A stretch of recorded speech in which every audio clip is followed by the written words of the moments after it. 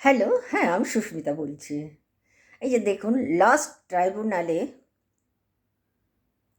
২৭ লক্ষ মানুষের নাম আসলো না, তার মধ্যে সম্ভবত ১৩৯-এর মতন এরকম মানে নাম এসছে, আর বাকি নাম আসেনি। ২৭ লক্ষই ধরে নিন। এখন কথাটা হলো, এই ২৭ লক্ষ মানুষের ভবিষ্যৎ কী? তারা কি আর মানে তাদের নাম কি আর ভোটার তালিকার মধ্যে যুক্ত কি হবে, হতে কি পারে, হওয়া কি উচিত? এটা প্রশ্ন রয়ে গেছে জনসাধারণের।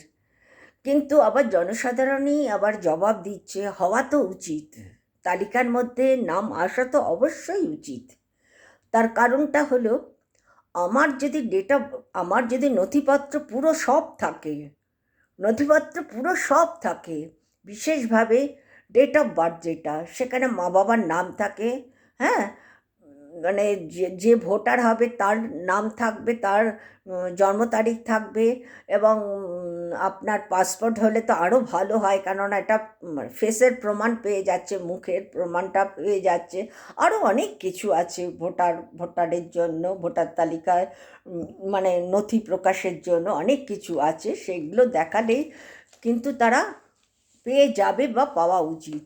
কিন্তু ইয়ে তো বলেছে, সুপ্রিম কোর্ট তো আগের থেকেই বলে দিয়েছে যে তারা যে ভোটাধিকারী হবে না তা না, পরে হবে। ঠিক সেটাই করতে চাইছে। তার মানেটা হচ্ছে, এখন আপনার আর্টিকেল অনুযায়ী ৩২৬ ধারায় ইলেকট্রাল রোলে নাম চলে আসতে পারে।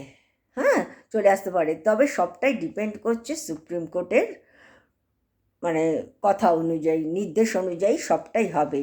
হ্যাঁ, এখন কথাটা হলো, যারা পরে ভোটাধিকারী হবে তাদের তো মনে দিয়ে একটা প্রশ্ন অবশ্যই রয়েছে যে আমাদের কেন ভোট দিতে দেওয়া হলো না। প্রশ্নের উত্তরটা একটাই, কিন্তু যুক্তিসম্মতভাবে, যেটা মানে আমরা আশা করেছিলাম সুপ্রিম কোর্টের কাছ থেকে, সেটা সুপ্রিম কোর্ট দেননি। সেটা সম্পূর্ণ হ্যান্ড ওভার করে দিয়েছিলেন হাইকোর্টের কাছে। হ্যাঁ, যাই হোক, এখন পরে হবে, কিন্তু আমরা কেন আজ দিতে পারলাম না? এটা তো আমাদের কাছে একটা প্রশ্ন। আমরা কেন বৈধ ভোটার হওয়া সত্ত্বেও আমরা কেন দিতে পারলাম না? আমরা এই বছরই দিতে চেয়েছি। হ্যাঁ, সেখানে হয়তো বিজেপির লোকও রয়েছে, হয়তো সিপিএমের লোক রয়েছে, হয়তো তৃণমূলের লোকও আছে যারা ভোটাধিকার থেকে বঞ্চিত হয়েছে ২৭ লক্ষর মধ্যে।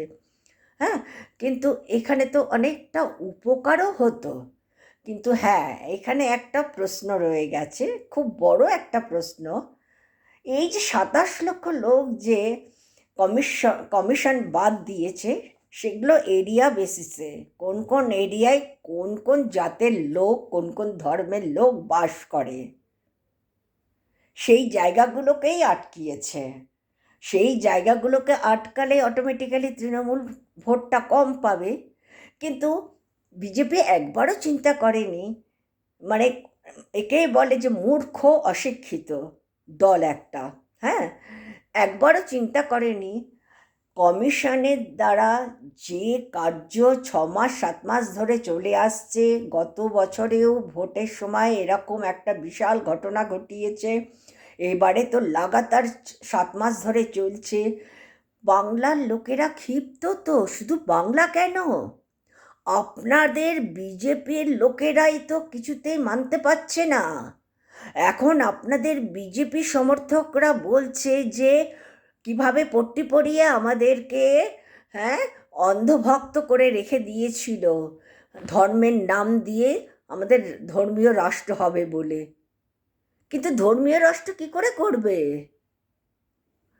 একনায়কতন্ত্রের দ্বারা কি ধর্মীয় রাষ্ট্র হবে? হবে না। একনায়কতন্ত্র কি করতে পারবে? হবে না। কেননা এখানে তো নিরপেক্ষতা তো সবার ঊর্ধ্বে রয়েছে। মানুষ তো অ্যাকসেপ্ট করতে পারছে না। এখানে তো আপনার এখন 70-80% লোক এখন পুরো মোড় ঘুরে গেছে। পুরো মোড় ঘুরে গেছে। এখন বলছে যে যে ধর্মের নামে ভণ্ডামি করে এসব কুকীর্তিপানা করছে এবং দেশের মানে অবস্থা শোচনীয় করে তুলেছে।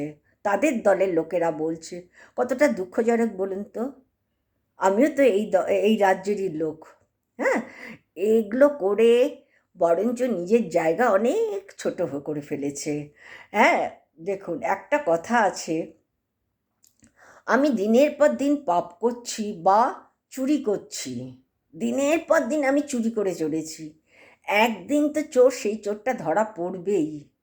চোর ভাবছে যে আমি ধরা পড়ছি না, একটা প্রফেশন হিসেবে চোর চুরি করতে চলেছে নন স্টপ, এমনকি ডাকাতরাও তাই করে। কিন্তু যখন একবার না একবার ধরা পড়বেই, তখন কি হবে? তখন তো জেনে যাবে যে তুমি কি। ঠিক বিজেপি দলটাও ঠিক সেই জায়গায় গিয়ে পৌঁছিয়েছে। ওই জন্য বলে একটু বিদ্যের দরকার, একটু বিদ্যের দরকার। বিএসসি পাশ করলে বা বিএ পাশ করলে শিক্ষিত না। বিএসসি বিএ দিয়ে শিক্ষিত বিচার করে না। শিক্ষিত হলো আপনার পড়ো, খুব পড়ো, খুব পড়ো, মানুষের সঙ্গে মেশো, খুব পড়ো, পড়াশোনা করো, পড়াশোনা করলেই দেখবে অনেক শিক্ষিত হতে পারবে। ঠিক আছে, এবারে ছাড়ছি।